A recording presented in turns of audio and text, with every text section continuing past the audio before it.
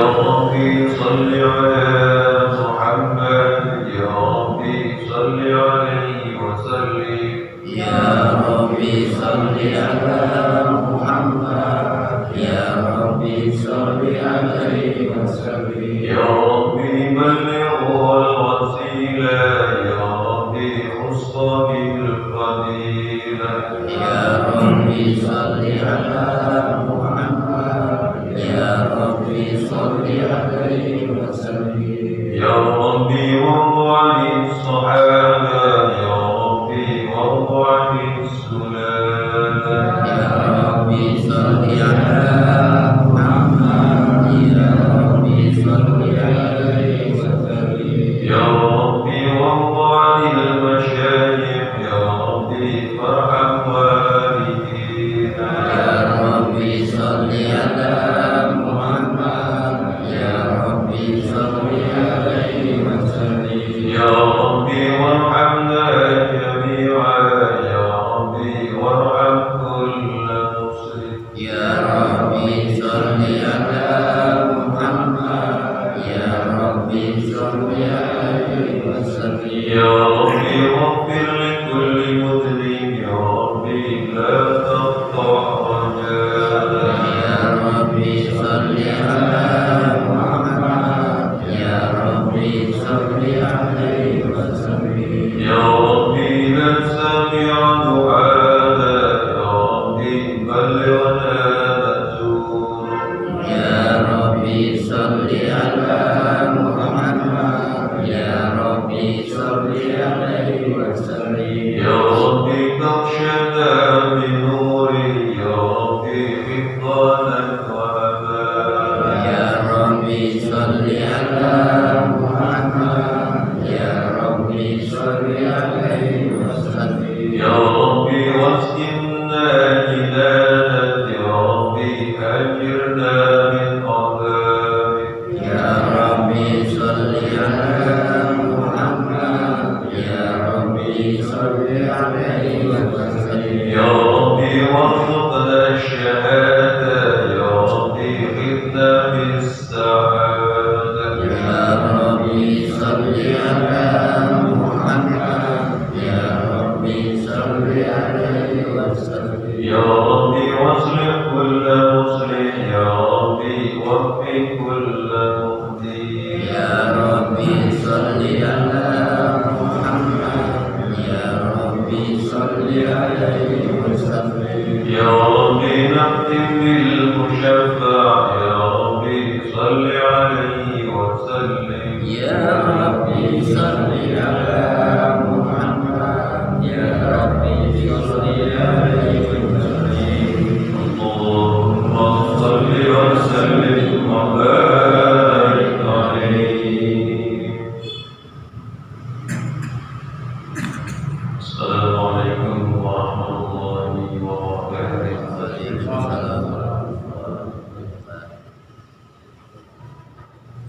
الحمد لله رب العالمين والصلاة والسلام على أشرف الأنبياء والمرسلين سيدنا محمد وعلى آله وأصحابه أجمعين. أشهد أن لا إله إلا الله وأشهد أن محمدا عبده ورسوله. اللهم صل على سيدنا محمد وعلى آل سيدنا محمد. قال الله تعالى في القرآن الكريم: أعوذ بالله من الشيطان الرجيم. بسم الله الرحمن الرحيم.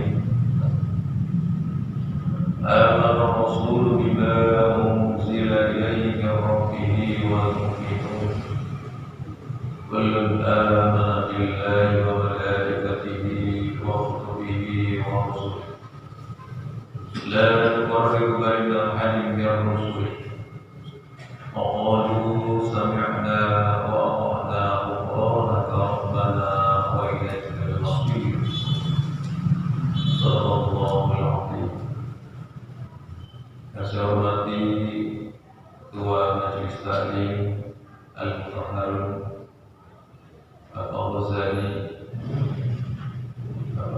Effendi selaku pengarah acara, Bapak Iritan, Bapak Agus dan seluruh anggota majelis taklim yang mudah-mudahan dimuliakan oleh Allah Subhanahu wa Ta'ala. Amin. Kembali kita memanjatkan rasa syukur kepada Allah Subhanahu wa Ta'ala. Kita kembali pertemukan dalam pengajian rutin malam Rabu yang 2 kali kita tidak bertemu karena diambil oleh acara di masyarakat. Dan alhamdulillah pada malam hari ini kita kembali ke masjid. Kita ingin mengkaji tentang masalah keimanan, yaitu tentang iman kepada para malaikat. Bapak-bapak yang saya hormati, setelah kita beriman kepada Allah, maka kemudian kita beriman kepada para malaikat. Kita telah mengetahui bahwa malaikat adalah makhluk Allah yang diciptakan begitu banyak. Kita tidak tahu jumlah mereka itu, dan jumlahnya itu bisa triliunan. Hanya Allah saja yang maha mengetahui. Namun kita sebagai orang Islam ada diberi tuntunan untuk beriman kepada malaikat hanya 10 saja. Kita telah mengenal dengan malaikat Jibril, Mikail, Israfil, Munkar, Nakir, Atid, Raqib, Atid, Malik, Ridwan. Jadi ada 10 malaikat yang wajib diketahui oleh orang-orang yang beriman. Namun seperti yang tadi saya sampaikan bahwa jumlah malaikat itu banyak sekali dan punya tugas masing-masing. Tugasnya itu berbeda-beda. Bahkan kemudian juga diceritakan sudah punya tugas yang berbeda-beda, tingkahnya pun berbeda-beda, sesuai dengan arahan dari Allah Subhanahu wa Ta'ala. Di dalam Al-Quran tadi sudah menjelaskan amana Rasul bima unzila ilaihi min rabbih wal mu'minun. Jadi Rasul telah beriman kepada apa yang diturunkan kepadanya. Wal mu'minun, dan begitu juga orang-orang yang beriman. Kullun amana billahi wa malaikatihi wa kutubihi wa rusulihi. Semuanya beriman kepada Allah dan beriman kepada para malaikatnya, kitab-kitabnya dan rasulnya, sampai akhir ayat. Bapak-bapak yang saya hormati, keimanan kepada malaikat ini sudah menjadi bagian daripada keyakinan kita, karena banyak sekali malaikat yang kemudian mengawasi tingkah laku kita selama 24 jam. Ini sebuah resiko bahwa kita sebagai orang yang dimuliakan oleh Allah, manusia yang memiliki kewajiban, yang memiliki tugas untuk beribadah kepada Allah. Malaikat mencatat apa yang kita perbuat.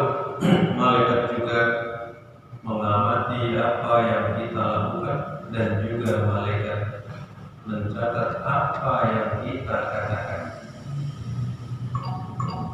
Namun sebelum kita membahas tentang persoalan yang tadi terkait dengan tugas-tugas malaikat ini, kalau kita lihat bahwa malaikat itu dibagi dalam beberapa kelompok. Yang pertama, ada malaikat yang disebut dengan malaikat Hamalatul Arsh, yaitu malaikat yang mengelilingi arsy. Atau kalau hamalatul arsy ini artinya menopang arsy. Seperti kita ketahui bahwa arsy adalah makhluk Allah yang terbesar di jagat raya ini. Saya sudah menjelaskan pada beberapa pertemuan yang lalu bahwa menuju arsy itu luar biasa jauhnya. Dari langit dunia menuju langit pertama saja 500 tahun jarak. Dan langit itu kita kenal ada 7 tingkatan. Langit 1, 2, 3, 4, 5 sampai langit ke-7. Masing-masing dari langit satu ke langit yang lainnya itu 500 tahun jarak. Di atas langit ke-7 itu kemudian ada kursi. Yang kita kenal ada ayatnya ayat kursi. Ayat kursi itu pun 500 tahun menuju kursi. Di atas kursi ada air. Dari kursi menuju air itu ada 500 tahun. Barulah kemudian arsy itu di atas air. Dan makhluk yang namanya arsy warnanya hijau dan luar biasa besarnya ditopang oleh malaikat hamalatul arsy, malaikat yang menopang arsy. Dari kitab yang dikarang oleh Imam Nawawi Al-Baghdadi bahwa dijelaskan di sini malaikat yang ada menopang arsy itu untuk di dunia ini ada 4, dan nanti di akhirat jumlahnya ada 8. Kemudian di sini arsy ini adalah makhluk yang terbesar dari Allah Subhanahu wa Ta'ala. Warnanya bisa berubah, ada 1000 warna, dan semua makhluk tidak ada yang sanggup melihat cahaya dari arsy. Tapi bismillah tidak kuat untuk memandang arsy. Dan arsy merupakan kiblat dari penduduk langit. Kalau penduduk bumi kiblatnya adalah Ka'bah. Kalau penduduk langit kiblatnya adalah arsy. Ada orang namanya arsy, masya Allah, terlalu bobotnya terlalu besar.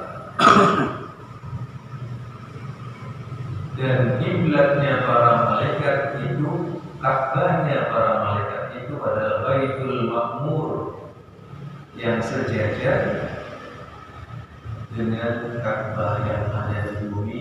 Kemudian sampai ke langit 7, sana ada Baitul Ma'mur, itu merupakan Ka'bahnya para malaikat untuk bertawaf, melakukan tawaf. Dan kiblatnya adalah arsy. Bapak-bapak yang saya hormati, nah ini hamalatul arsy ini luar biasa. Jadi kita tidak bisa membayangkan bagaimana besarnya arsy.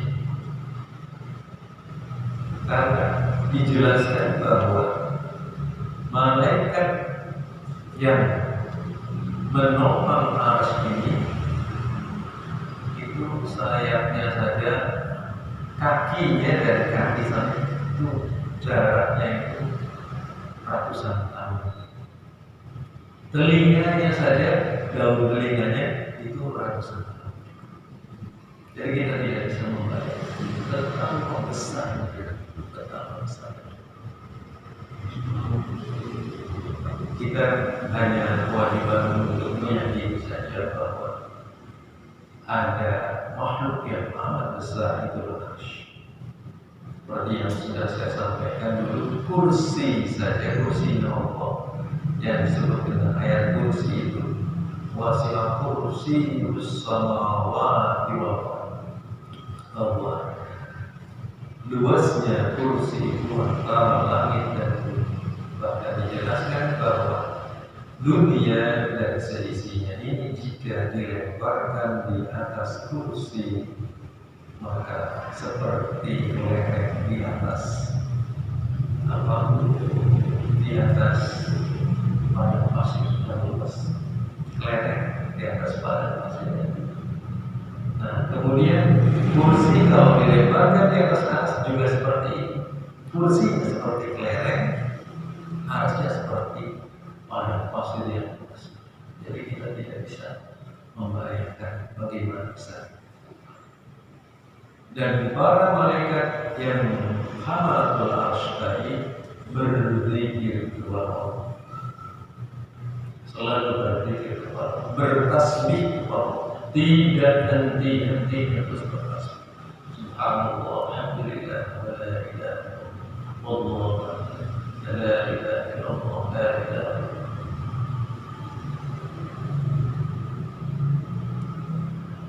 Nah, ini untuk malaikat hamalatul arsy. Ada juga malaikat yang dikenal dengan malaikat hafun. Apa itu malaikat hafun? Ini malaikat yang mengelilingi arsy. Arsy dikelilingi oleh malaikat. Dijelaskan di dalam kitabnya Imam Nawawi bahwa yang mengelilingi itu 70.000 malaikat, 70.000 malaikat yang mengelilingi arsy. Dan di belakangnya juga dari barisan yang 70 itu ada lagi barisan yang lain, sof yang lain 70.000 malaikat. Jadi kita tidak bisa membayangkan bagaimana.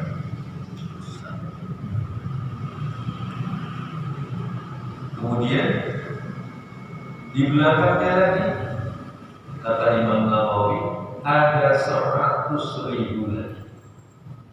Yang 100.000 ini tangan kanannya di atas tangan kiri, seperti orang sedekah, juga sambil berzikir kepada Allah. Jadi kalau kita berzikir wajar kalau kemudian malaikat itu suka sekali, karena kalau kita berzikir kepada Allah artinya kita secara sinyalnya itu nyambung, ya kan? Malaikat yang sedang bergumul berzikir kepada Allah. Ya, kita kalau di sini hanya sebentar ya, paling la ilaha illallah, la ilaha illallah setelah sholat itu paling 30 detik. Gitu. Sebenarnya ya, kalau bisa sih lebih banyak.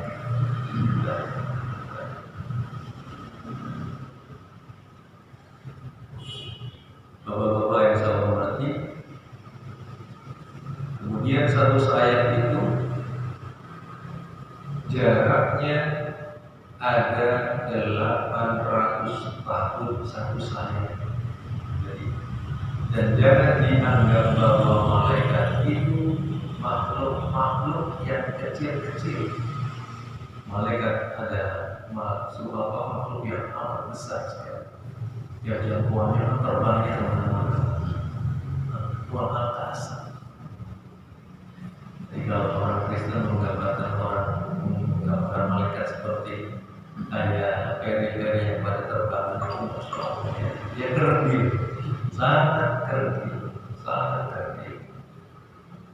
Bahwa menggambarkan malaikat seperti itu ini merupakan pembinaan dari makhluk Allah yang demikian besar, dan memang makhluk ini sangat suci karena tidak punya nafsu, dan ditugaskannya hanya mengabdi kepada Allah, membesarkan Allah dengan takbir, tahmid, tahlil, tasbih. Bapak-bapak yang saya hormati, kemudian Allah membuat takbir. Di sini dijelaskan bahwa dari takbir ke takbir untuk menghalangi, ya tadi kan ada takbir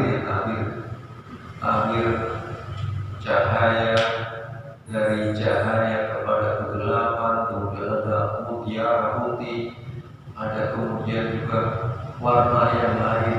Itu antara tabir dengan tabir itu jaraknya dijelaskan 70 tahun. Jaraknya tabir.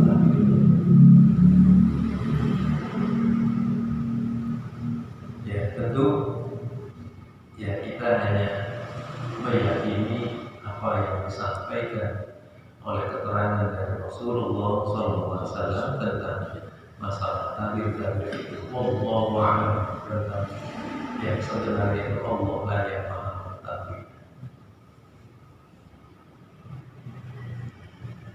Kita bisa membayangkan Nabi Muhammad SAW pada Isra dan Mi'raj, pengalamannya bagaimana luar biasa, sampai bisa melihat luar biasa besar ciptaan Allah dalam waktu yang begitu singkat dengan izin. Hingga disebut linuliyahu min ayatina, untuk melihat tanda-tanda kebesaran Kami. Jadi untuk melihat tanda-tanda kebesaran Kami. Dia punya pengalaman yang luar biasa besarnya untuk menghadapi masalah-masalah besar ketika beliau berdakwah.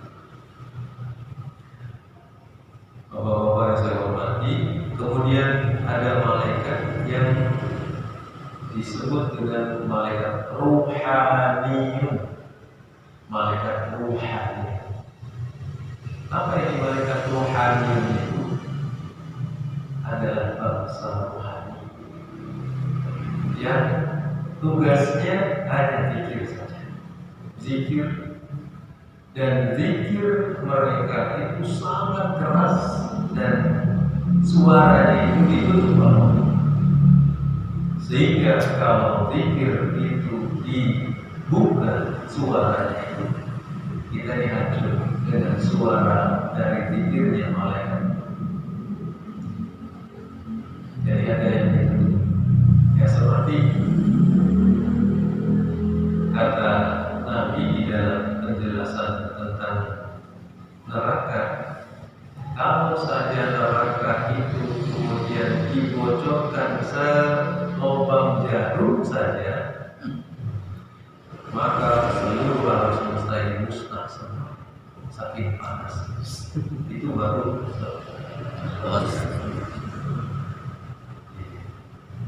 jadi suara dari malaikat yang sedang berzikir yang demikian gemuruh itu, kalau kemudian bocor kepada kita, maka seluruh manusia meninggal. Musnah semua karena suara yang begitu menggelegar. Ini kejadian suara menggelegar itu kita ingat kepada peristiwanya dari kaumnya Nabi Soleh. Ketika Nabi Soleh diberikan oleh Allah mukjizat berupa seekor sapi yang sangat besar. Kemudian sapi itu tiba-tiba disembelih oleh umatnya, akhirnya mati. Maka oleh Allah kemudian dikirim suara yang amat menggelegar mati. Ya, ini baru goyang dikit aja dan baru banyak. Kemudian orang-orang yang pada meninggal. Ini makanya kita hidup ini enggak ada apa-apanya, Masya Allah. Sangat tergantung kepada kebesaran Allah, kepada perlindungan Allah. Kita jangan kemudian punya perasaan bahwa ada aman, kalau di sini sih aman. Enggak, itu atas kehendak Allah. Makanya kita tidak bisa mengatakan aman-aman atas kehendak. Namun yang masalah keamanan, barangkali dari Mekah saja. Mekah dan Madinah itu tidak pernah lupa dari dulu, nggak ada gitu. Dijajah pun oleh bangsa yang lain yang pernah. Baladan aminah, di dalam Al-Quran baladan aminah, negeri yang pernah. Masya Allah, dijamin. Masih banyak percaya ya dengan jaminan seperti itu.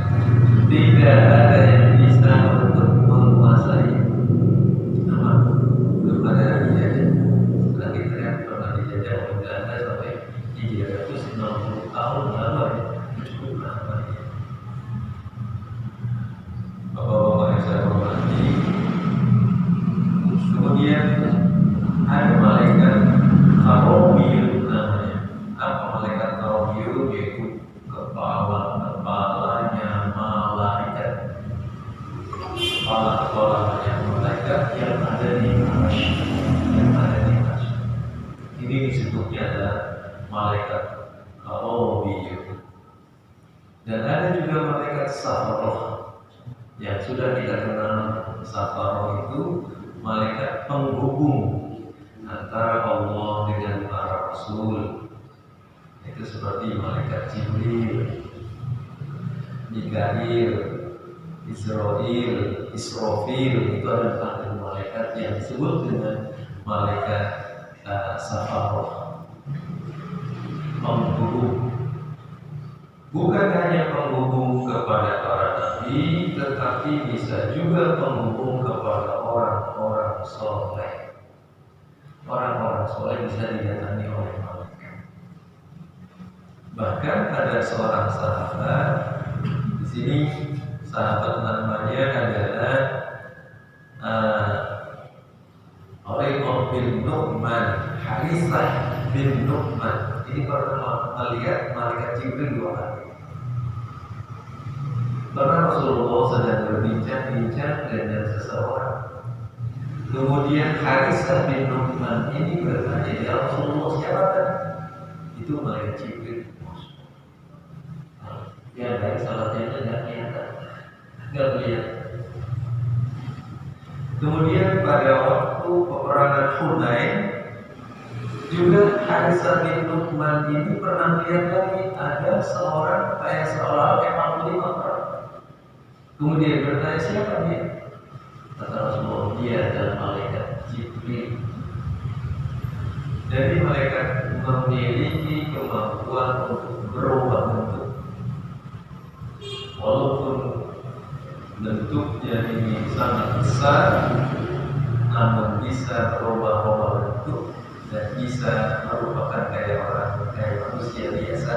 Seperti pada waktu malaikat Jibril pernah datang kepada Rasulullah SAW untuk mengajari para sahabat-sahabatnya tentang rukun Islam, rukun iman, dan ihsan.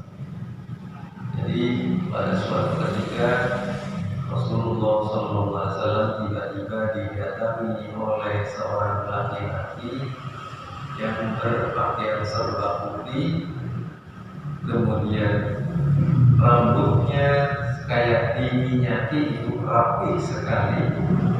Tiba-tiba si laki-laki itu bersimpuh di hadapan Rasulullah, dan lutut Rasulullah dengan lutut dia itu kayak berhadapan, dan tangan dia itu berpegang paha Rasulullah.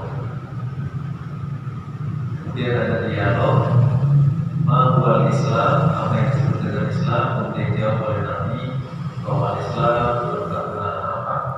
Asyhadu an la ilaha illallah, kemudian mengumus shalah, tidak zakat, shaum Ramadan, hajjul bait, istata'a ilaihi sabila, ya ada rukun Islam itu. Kemudian dijelaskan juga rukun iman. Kemudian dia mengatakan shadaqta, benar atau dia bertanya tapi juga membenarkan. Tapi kemudian menghilang. Kata Rasulullah, tahu siapa itu? Itu adalah malaikat Jibril yang datang mengajari kamu tentang Islam, iman, dan ihsan. Jadi malaikat bisa berubah-ubah. Dimensinya lain lagi. tidak bisa. Cuma yang bisa melihat orang suci, orang kotor seperti kita kayaknya melihatnya cuma jin. Doang yang penting. Jadi kalau ada orang mengaku-ngaku ketemu malaikat ya kayaknya tidak ada. Bisa, saya bisa. Karena kita lihat siapa dia. Dan bisa datang melalui mimpi yang disebut dengan ru'yatus shalihah, mimpi yang baik. Itulah sebabnya para ulama sering mendapat nasihat dari Rasulullah langsung di dalam mimpi, yang kemudian nasihat itu ditulis. Nah, ini kemudian jadi kontroversi sekali. Ini bukan hadis, ini dicari tidak ada hadisnya. Tapi katanya ini dari siapa? Imam Ghazali ya, Imam Ghazali. Siapa Imam Ghazali? Levelnya Imam Ghazali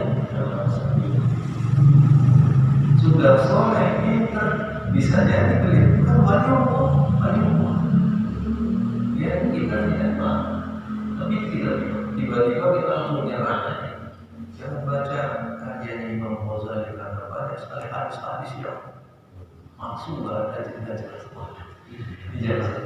kita tidak berani untuk menilai orang-orang besar yang memang punya kemampuan untuk kita. Kadang-kadang mereka juga ilham dari Allah Subhanahu wa Ta'ala. Kalau wali memang sudah tertutup karena kenabian sudah ditutup, pintu kenabian sudah tidak ada.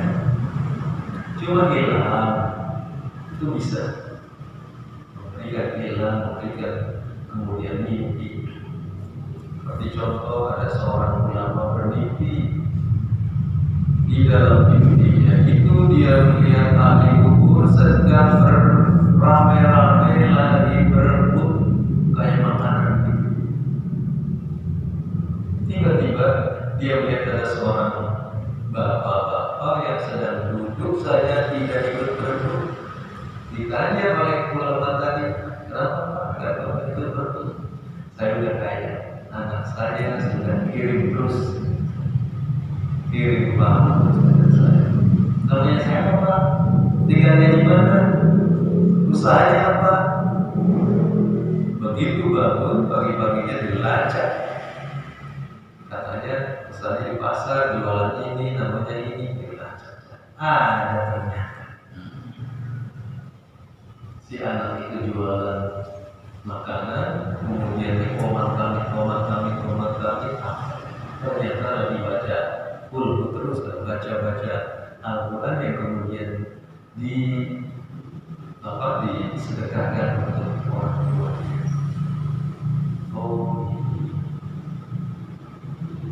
Pada tahun berikutnya ternyata mimpi yang sama lagi, ternyata si bapak itu berebut lagi. Akhirnya dilacak, ternyata anaknya sudah meninggal. Kenapa Pak? Kok itu berebut hasil meninggal? Dia pergi di pasar nggak ada yang meninggal. Jadi artinya mimpinya orang soleh itu tidak sama dengan mimpinya orang-orang biasa. Mimpinya orang soleh itu banyak benar. Cuma saya sendiri kalau mimpi jangan menganggap mimpi itu mimpi yang benar, karena bisa saja setan yang jangan menakut-nakut ya. Jangan menakut. Bisa saja setan. Jadi walaupun mimpi itu ada mimpi yang baik, mimpi yang tidak baik itu banyak sekali. Jika di dalam ajaran Islam, ketika kita bermimpi, kata Rasulullah, jika mimpi itu kemudian menggembirakan hati dan juga ada alamat-alamat kelihatan yang baik, maka boleh ceritakan mimpi itu kepada orang lain. Saya alhamdulillah mimpi begini naik gunung. Oh, kamu berarti mau naik derajat. Tapi katanya kalau mimpi buruk, tolong jangan jangan ceritakan kepada siapapun kalau mimpi itu mimpi buruk. Karena mimpi buruk itu dari syaitan. Bahkan kalau diceritakan nanti dikhawatirkan akan ditafsiri yang tidak baik oleh orang lain dan kita tersugesti dengan tafsiran orang yang tidak baik itu. Akhirnya kita jadi antara mau celaka, mau bahaya. Atas kepercayaan tadi akhirnya dituruti oleh Allah Subhanahu wa Ta'ala. Karena di dalam hadis dikatakan hadis kursi bahwa katanya kata Allah, Innallaha, sesungguhnya Allah itu akan menuruti persangkaan hamba. In dhanna khairan fa khairun. Kalau dia bersangka baik, maka yang baik. Wa in dhanna syarrun fa syarrun. Kalau bersangka yang tidak baik, maka akan tidak baik akibatnya. Jadi punya sugesti. Jadi persangkaan itu dituruti oleh Allah. Kembali lagi bahwa para malaikat itu bisa menemui hamba Allah yang soleh, bisa melalui mimpi. Bapak-bapak yang saya hormati, nah di sini kita sering berdoa ketika kita sholat subuh. Sebelum sholat subuh kita kan sholat 2 rakaat subuh ya, yaitu sholat sunnah qobliyah subuh. Itu ada doa, Allahumma rabba Jibril wa Israfil wa Mikail wa Sayyidina Muhammadin sallallahu alaihi wasallam. Jadi ada Allahumma rabba Jibril wa Mikail wa Israfil, kemudian wa Muhammadin sallallahu alaihi wasallam. Karena malaikat-malaikat yang tadi safaro ini memang malaikat yang terus dilirik untuk berkomunikasi terus dengan orang-orang soleh. Kalau misalkan para nabi sudah tidak ada, maka ada kan para wali, ada para wali Allah, wali Allah. Dan kalau kita bicara tentang wali Allah itu kan tersentuh. Ma ya'riful wali illa wali. Tidak ada yang mengetahui wali kecuali wali lagi. Jadi kalau orang lain tidak tahu. Wali itu tersebut. Ada sebuah cerita menarik berkaitan dengan wali. Ini cerita dari Malik bin Dinar, seorang wali Allah.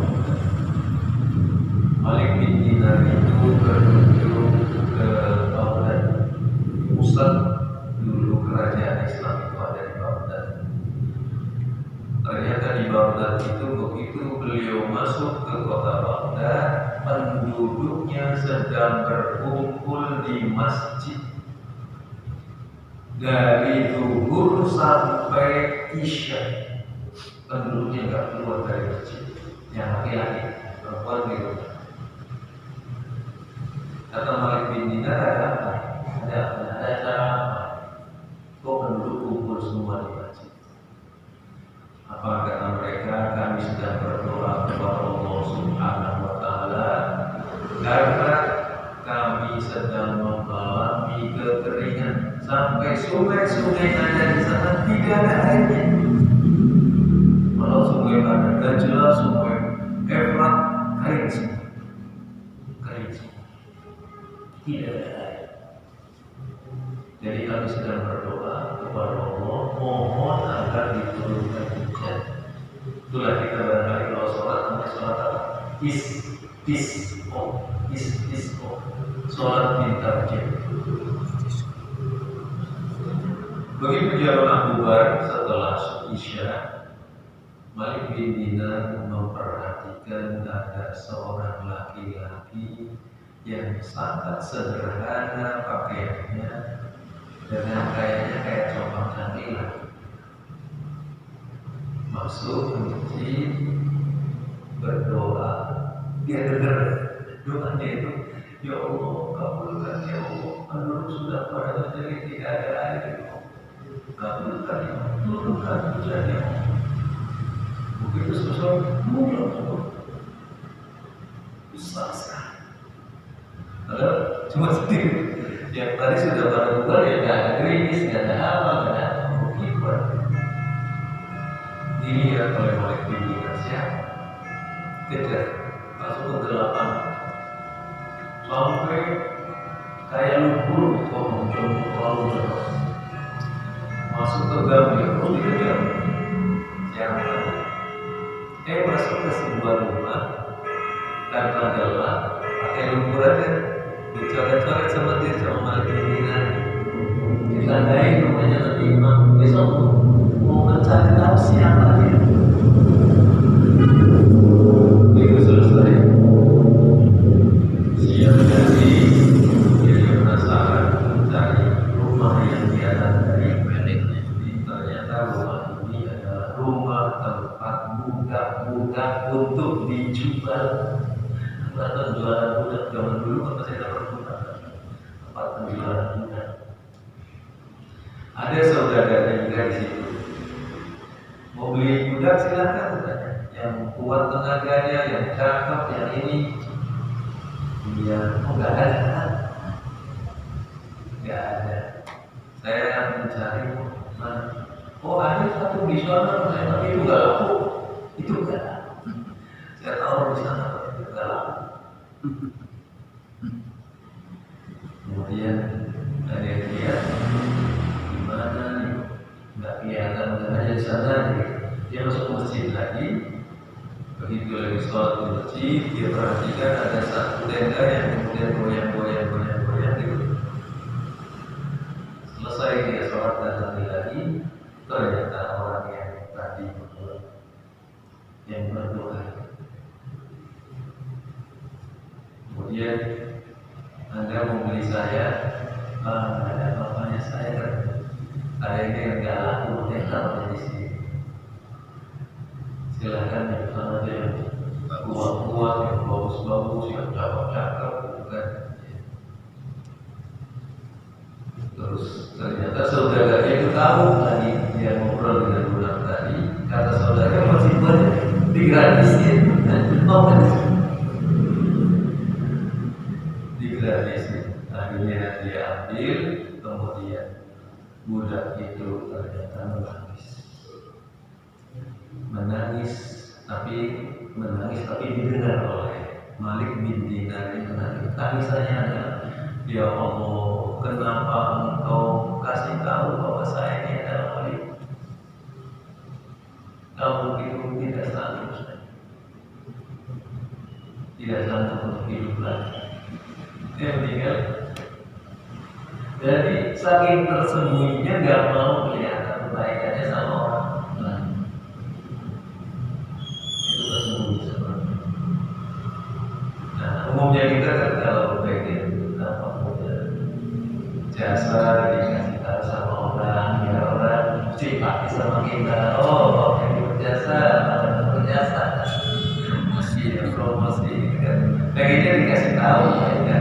Tapi untuk buat kamu ketawa malah kalau kita lebih baik meninggal aja. Rahasianya tahu. Nah ini orang-orang seperti itu malaikat selalu berhubungan dengan para soleh. Itulah sebabnya bahwa doa yang kita banyakkan selalu memohon agar kita dipertemukan dengan orang-orang yang soleh. Sampai kemudian Nabi Yusuf di dalam doanya, wa inna bis-sholihin, pertemukanlah kami ya Allah dengan orang-orang soleh. Kita dipertemukan dengan orang soleh. Pada Nabi Yusuf itu orang yang luar biasa. Kita dipertemukan dengan orang-orang yang soleh. Bapak-bapak yang saya hormati, kemudian ada malaikat hafal.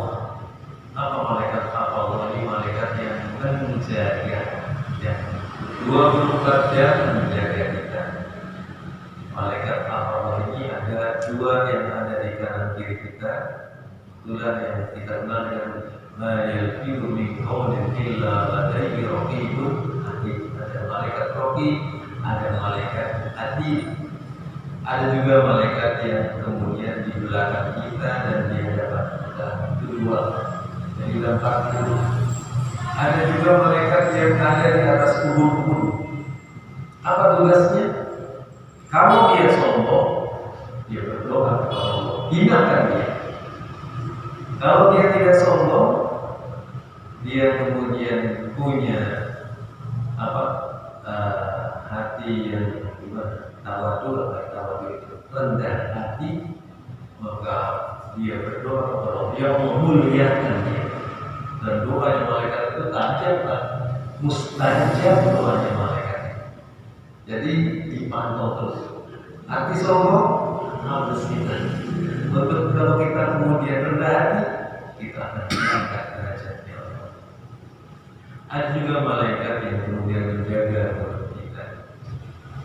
Ada dua malaikat yang menjaga mulut kita, tapi khusus mencatat untuk membaca sholawat kepada Rasulullah Sallallahu Alaihi Wasallam. Allahumma sholli ala sayyidina Muhammad wa ala ali sayyidina Muhammad. Maka jangan sampai kita lewat setiap hari tanpa membaca sholawat kepada Rasulullah Sallallahu Alaihi Wasallam. Ada malaikat yang diutus, yaitu dua orang, untuk mencatat orang-orang yang membaca sholawat kepada Rasulullah Sallallahu Alaihi Wasallam. Ada juga malaikat yang kemudian menjaga mata kita, dua orang juga. Sehingga total semuanya ada 10 orang, 10 malaikat. Setiap harinya 10 malaikat, namun ada gilirannya siang dan malam. Nah, ini saya sudah pernah jelaskan di dalam poster itu. Gilirannya itu waktu jaganya subuh dan asar. Subuh dan asar.